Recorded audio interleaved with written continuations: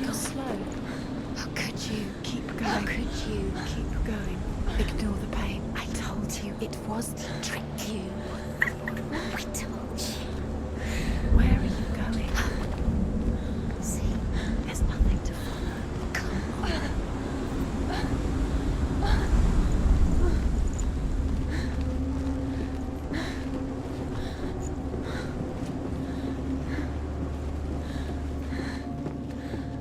Before she first met him, she was not in a good place. Just a teenager, but not like the others. Barely functioning, she rarely left the house. Her father Zinbal made sure of that. Only occasionally did she venture out on her own, collecting firewood and herbs. Errands out in the Orkney plains. That was her world. Like this one. Barren and lonely. You're getting stronger.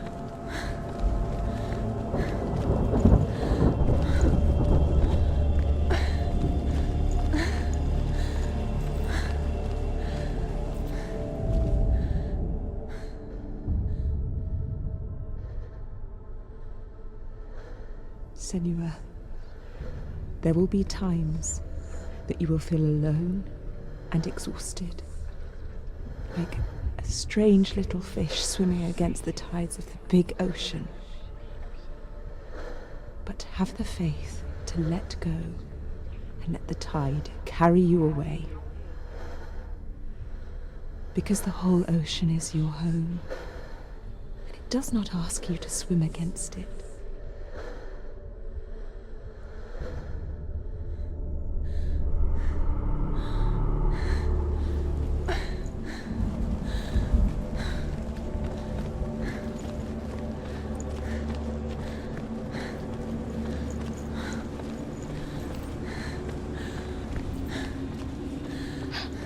It's already disappeared. Nothing lives here, not even you.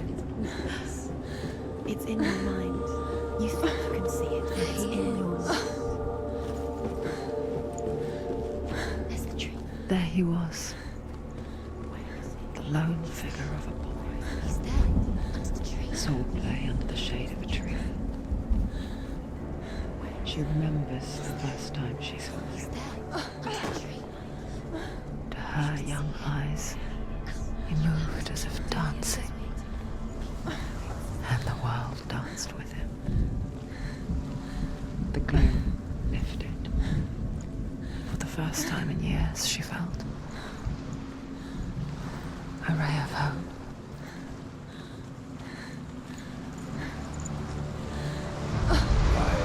The Northmen tell of a great hero. His name is Sigmund. His father's hall was built around a great tree, and one day Odin comes and thrusts a sword into the tree, a gift to whomever can release it. Many try, but the sword only comes out at Sigmund's touch. His brother-in-law, King Siggeir, wants it, but Sigmund refuses him, so King Siggeir plots revenge. He invites Sigmund and his brothers to a feast, but when they arrive, they are met with an army, not a warm welcome. King Siggeir captures Sigmund and his brothers, steals his coveted sword, and readies them for execution.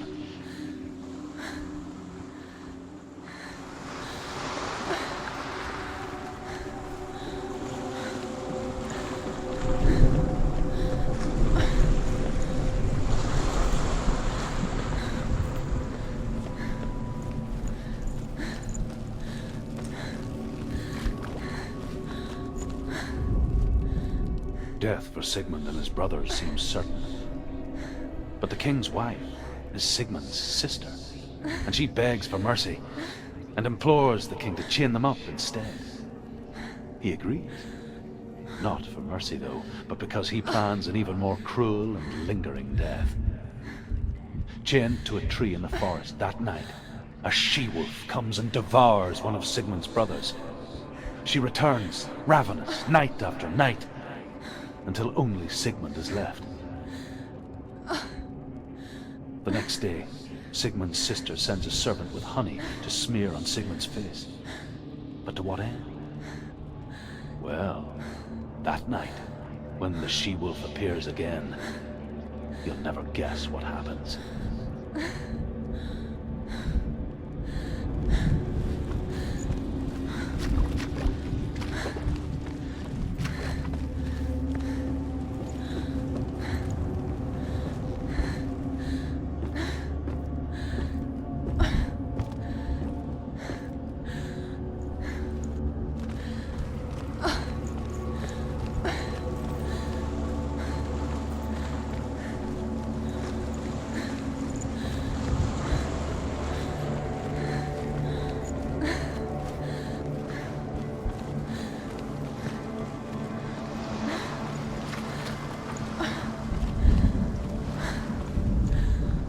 As the she-wolf licks the sweet honey from Sigmund's face, he bites the wolf's tongue.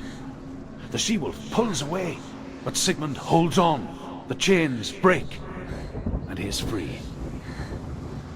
After his escape, Sigmund lives like us, hidden in the forest. His enemy, King Siggeir, believing him dead, as his sister plots revenge. And for vengeance to succeed, even the great Sigmund needs help. So she sends her sons to him.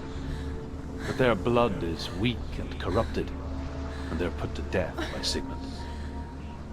So his sister hatches a new plan, one that is cold of heart and pure of blood.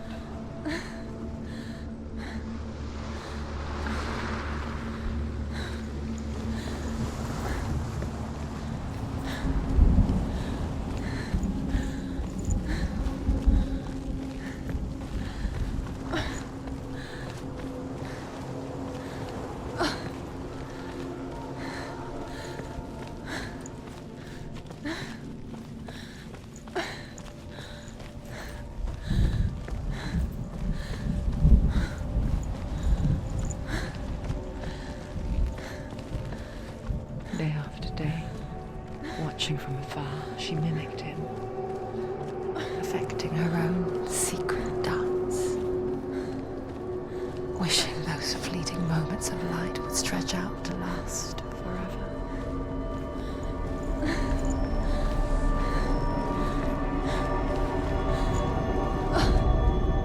Sigmund's sister trades shapes with the sorceress, and in disguise, she lies with her own brother. She gives birth to a son named Sinfjotli. After a time, she sends him to the forest to Sigmund. He tests the boy and finds him strong and fearless, and so they go to take their vengeance on King Siggeir. Luck is not on their side. They're captured, and Siggeir has them buried alive.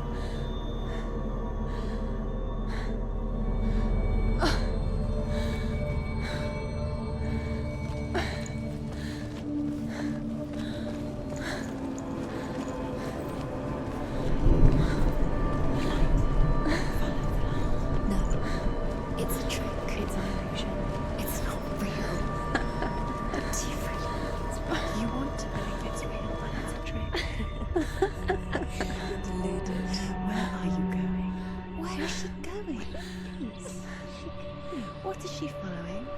You can't even fight. It's just deception. How does he so effortlessly court the world and bliss? If only she could do the same. See the world through eyes anew and dance with it, just like he does.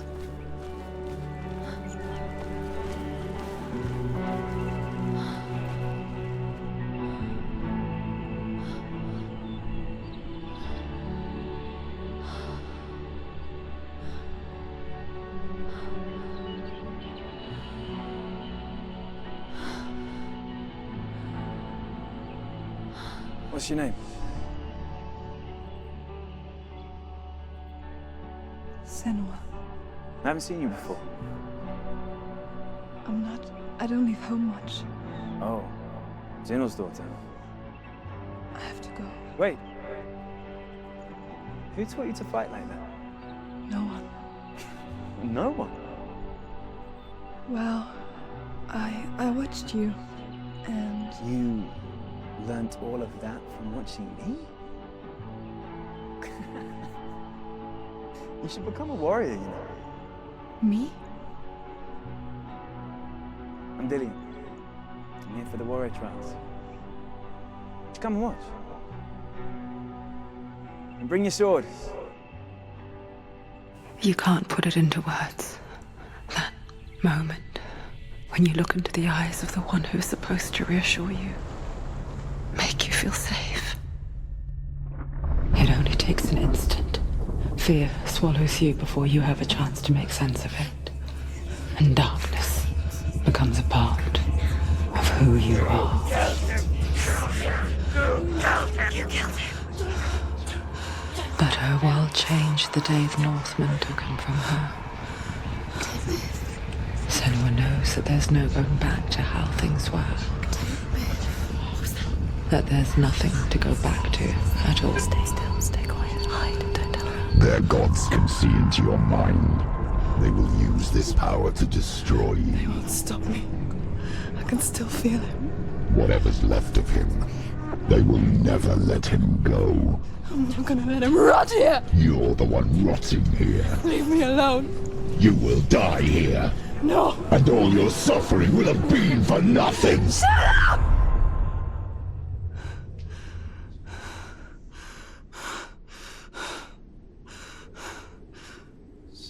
Dillian? Is that you?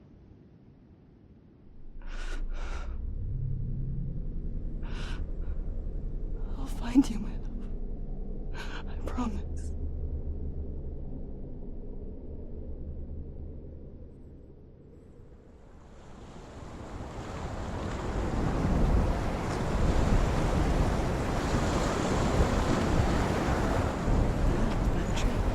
Can you see him? You want to believe him. Is he not real? Is he there? You're alone in these mountains. Is that Dillian? Nothing lives here. You won't survive. You met him by the tree. She met him by the tree. Maybe it's a sign, the tree. What's he trying to tell you? He's waiting for you by the tree. As Sigmund and Sinfjotli are being buried alive, Sigmund's sister throws an armful of straw into the grave mound. Hidden in the straw is Sigmund's sword, the gift of Odin. They cut their way out of the grave mound and set fire to Siggeir's hall. The king burns to death. Sigmund calls to his sister to come out so that she may live and be honored. She does come out, but only to tell him the truth. That she had slept with him, her brother, to beget a strong avenger. I am not fit to live, she says, and walks back into the fire. Strike vengeance from your heart, Senua, as there is always a heavy price to pay.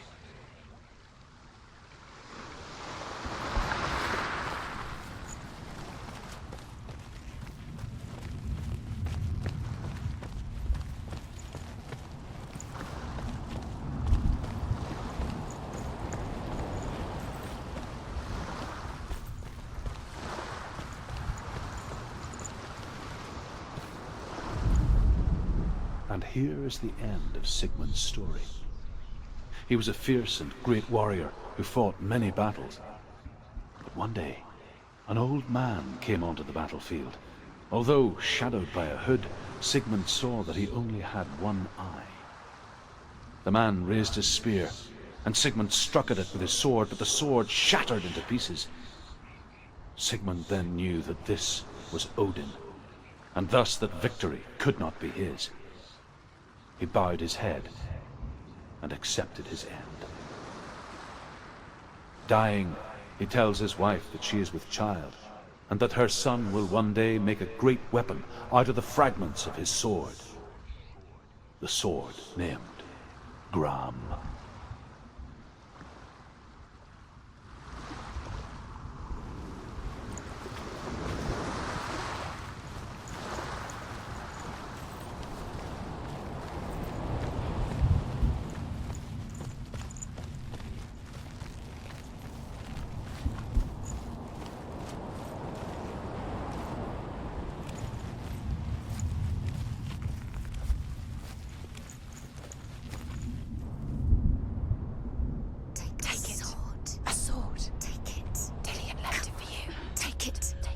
It's empty.